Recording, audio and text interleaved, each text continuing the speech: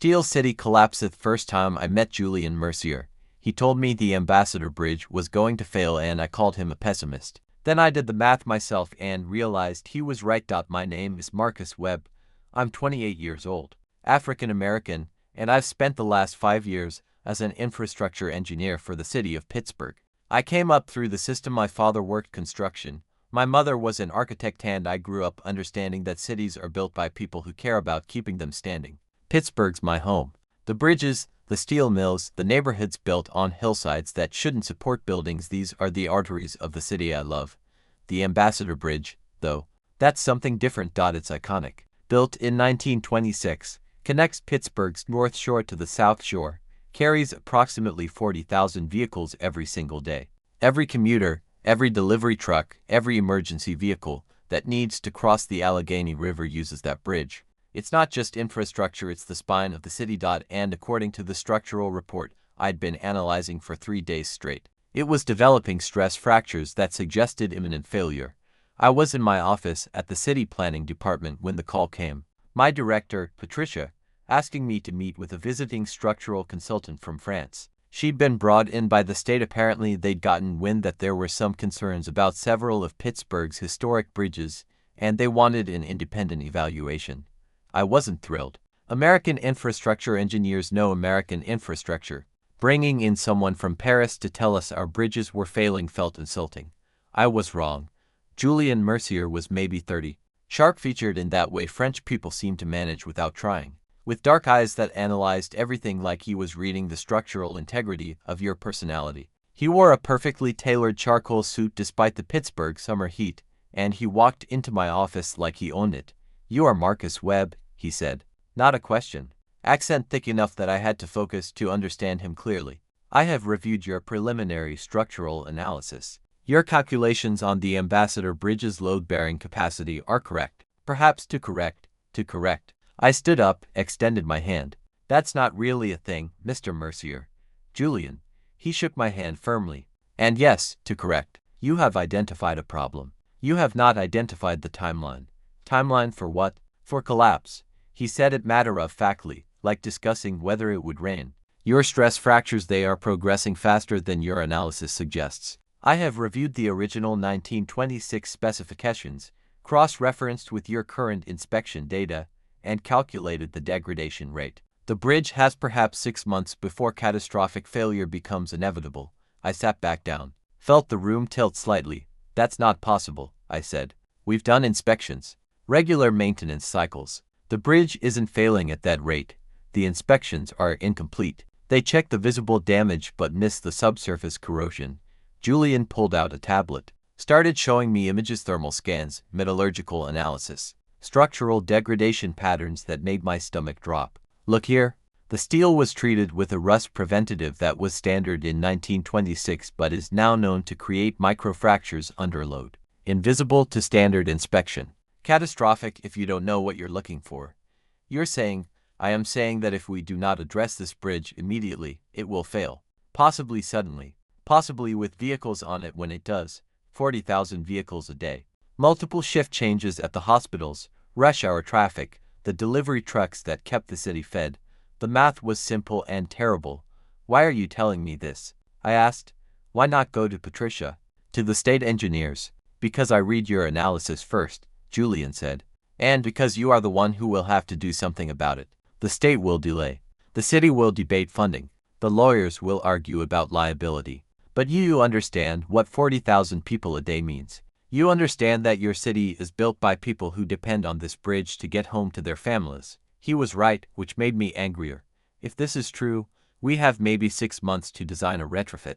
A retrofit that doesn't shut down the bridge entirely because the city can't function without it. A retrofit that works with the original architecture so we don't lose the historic integrity. I was pacing now, the timeline already expanding in my head. "That's not possible." "Probably not," Julien agreed. "But it is necessary. So we will do the impossible." "We?" "I did not come to Pittsburgh to deliver bad news and leave," he said. "I came to solve the problem. If you will allow me to stay and work with you, we can develop a retrofit strategy. It will be difficult. It will be controversial. It will require you to convince people that a bridge they use every day is about to kill them." He paused. But it is possible. I wanted to send him back to France. I wanted to tell him that Pittsburgh engineers could handle our own bridges, that we didn't need French expertise, that his doom and gloom timeline was unnecessarily pessimistic. Instead, when can you start? We started at 06:00 the next morning. Julien arrived with 3 hard drives full of data, 3 leather notebooks filled with handwritten structural notes, and 2 cups of espresso he'd somehow located in Pittsburgh at that hour. My office became our war room, blueprints spread across my desk, thermal imaging on my laptop. Julien's metallurgical reports stacked like archaeology. The original engineers, Julien said, pointing to the 1926 specifications. They were brilliant, but they had limitations. They could not imagine the weight, the volume, the constant stress of modern traffic. Every year, this bridge carried more load than it was designed to bear. We've done maintenance, I argued, though I was already seeing what he was seeing. Reinforced critical joints, replaced corroded sections, surface repairs, he interrupted, not unkindly, like putting new paint on a house that's rotting from the inside. You've been treating symptoms. The disease is the rust inside the steel. He pulled up a metallurgical analysis. Look at the grain structure here. The microfractures are propagating, expanding. Every day, the bridge becomes slightly less capable of supporting its load. How did we miss this? Because your inspection protocols were designed for bridges built with modern steel, treated with modern preventatives. This bridge is 97 years old. The materials science was different. The corrosion vectors were different. Julien looked at me seriously. You did not fail, Marcus. The bridge's designers are failing decades later, because nobody anticipated this particular failure mode. So what do? We have 4 options. Option 1, shut down the bridge immediately. Divert all traffic to alternate routes. Catastrophic economic impact but 0 risk. Not viable, I said immediately. The city can't function without it. Correct. Option 2, strengthen the bridge using internal reinforcement. Possible, but requires engineering modifications that are extremely complex and extremely expensive. Timeline is 9 months minimum. That's longer than we have. Yes.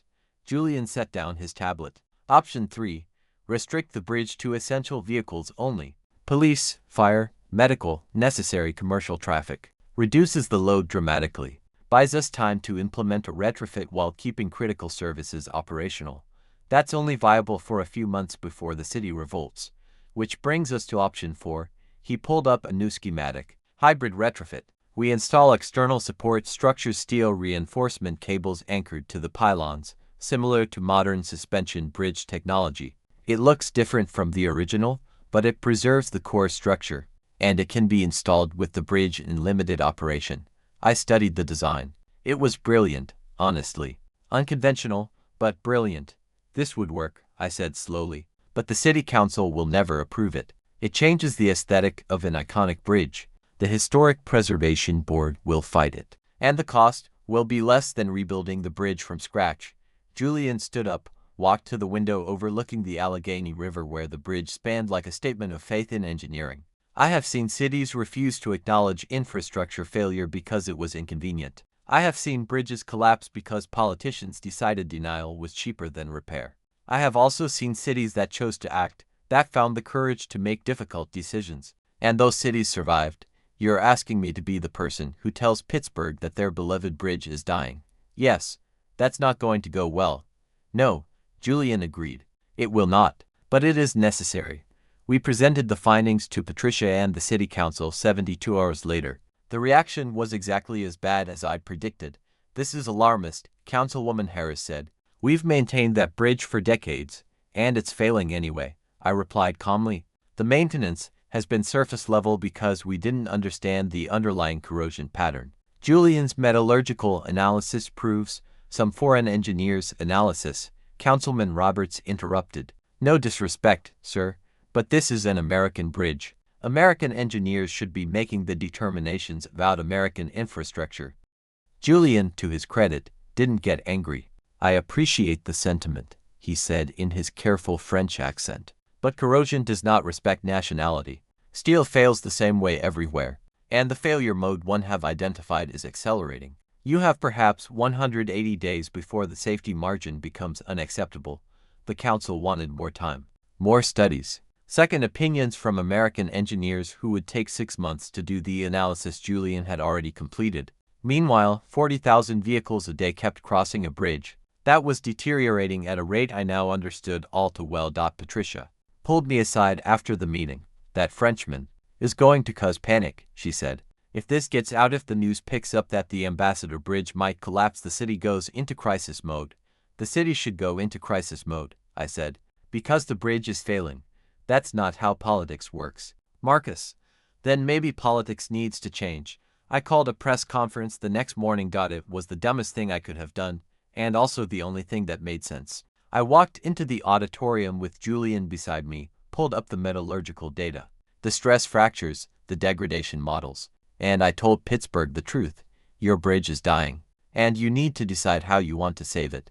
The news exploded exactly the way everyone had predicted it would. Mayor demanded my head. City council called for an investigation. The bridge authority issued statements saying everything was fine. The bridge had been inspected. There was no cause for alarm, but people started paying attention. Traffic decreased because people were scared. Media outlets ran stories about bridge safety across the country. Other cities started reviewing their own infrastructure. And, most importantly, structural engineers from around America came forward saying that Julien's analysis was sound, not just sound, but brilliant. Within 2 weeks, the bridge authority couldn't ignore us anymore.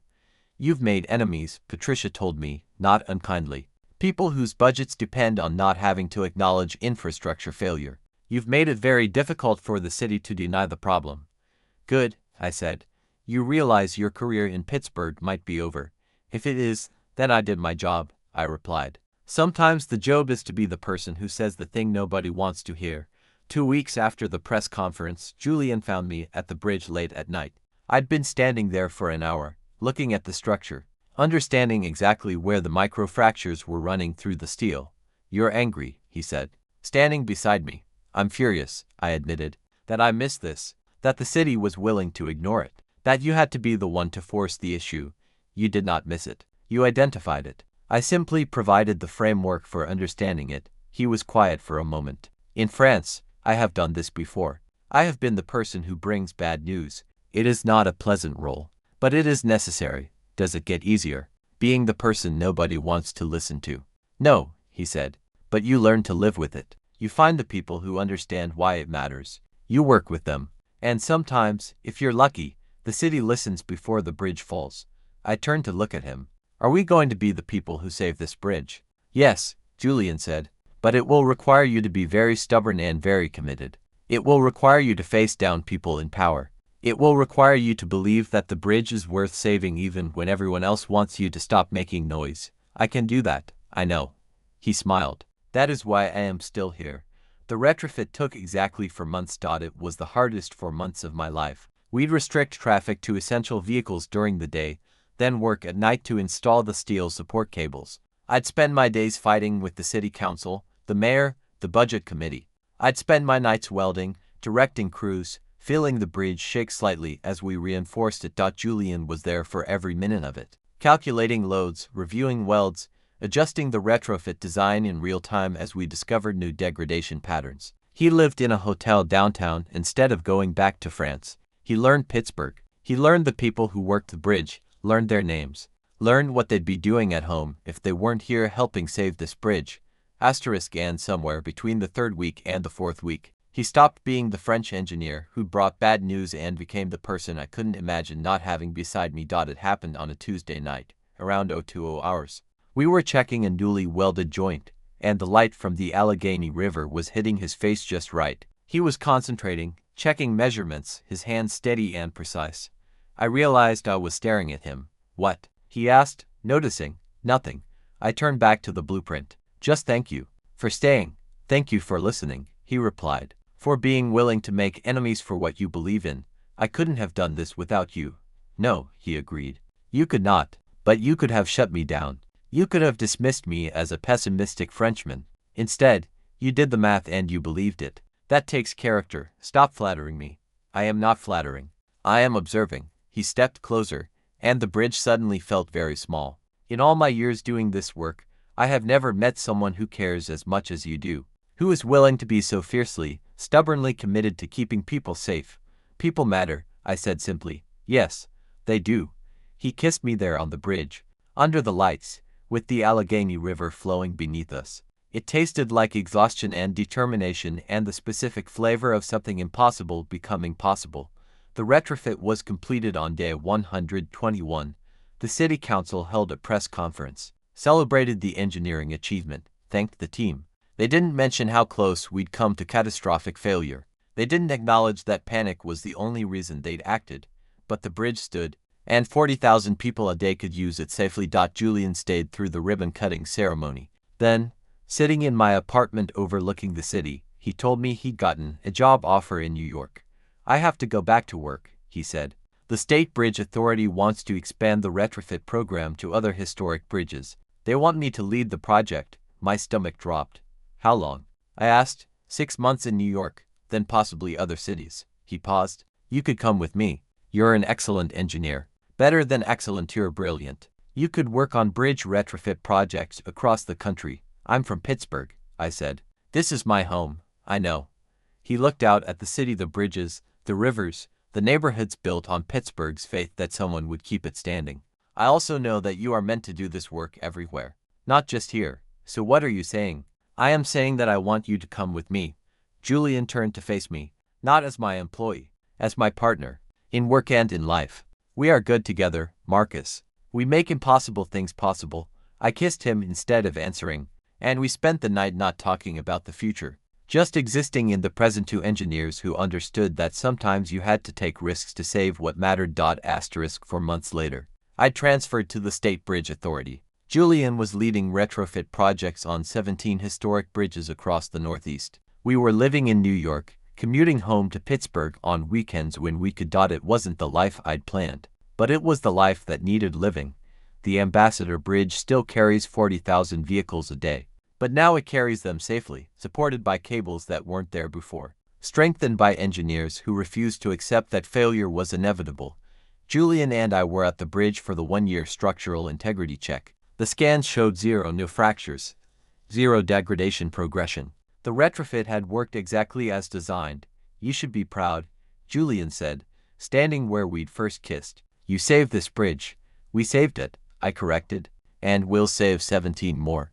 And then there will be others. There will always be more bridges that need saving. Yes, he took my hand. And we will save them, together.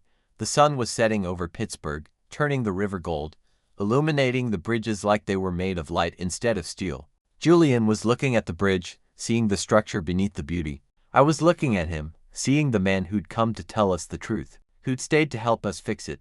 I'm going to ask you something, I said. Double quotes. Yes, he said immediately. You don't know what I was going to ask. I do. And the answer is yes, I laughed. You're very sure of yourself. I am sure of us, Julien corrected. I came to Pittsburgh to deliver bad news. Instead, I found someone who transformed catastrophe into possibility, who turned denial into action, who chose to do the hard thing because it was right, not because it was easy. He pulled out a small box, simple band of white gold with a sapphire that matched the color of the Pittsburgh sky at dusk. Yes, I said, before he could finish the question. I have not asked yet. I don't care. Yes. Epilogue. 1 year later, the Ambassador Bridge has been structurally sound for 2 years. 17 historic bridges across the Northeast have been successfully retrofitted using the hybrid methodology that Julien developed and I refined. The city of Pittsburgh erected a plaque at the bridge entrance honoring the engineers who prevented catastrophic failure. They spelled Julien's name wrong, which would have made him angry if he wasn't too busy building more bridges to care. We're getting married in the fall, small ceremony on the bridge. Just our families and the people who helped with the retrofit. My father is bringing tools. Julien's mother is bringing wine from Bordeaux. The bridge will be holding all of us together, structurally and otherwise. I think about that first meeting a lot. How I wanted to dismiss him, how his pessimism felt like an attack on my city. How I didn't realize that someone who sees collapse approaching is someone who understands how to prevent it. Pittsburgh is built on steel and stubbornness, on people who refuse to accept failure, even when failure is staring them in the face. Julien taught me that refusing to see a problem doesn't solve it, it just makes the collapse more catastrophic. But he also taught me that sometimes the right person arrives at exactly the moment you need them. Sometimes the person who brings bad news is also the person who brings solutions. Sometimes the foreigner who tells you your bridge is dying is the person you marry. The Ambassador Bridge will stand for another century, carrying people across the Allegheny River safely. And somewhere in the steel, in the welds and the cables and the calculated reinforcements, Julien and I are there to the engineers who refused to accept that collapse was inevitable. Together, we changed the trajectory of Pittsburgh's future, and we're not done yet.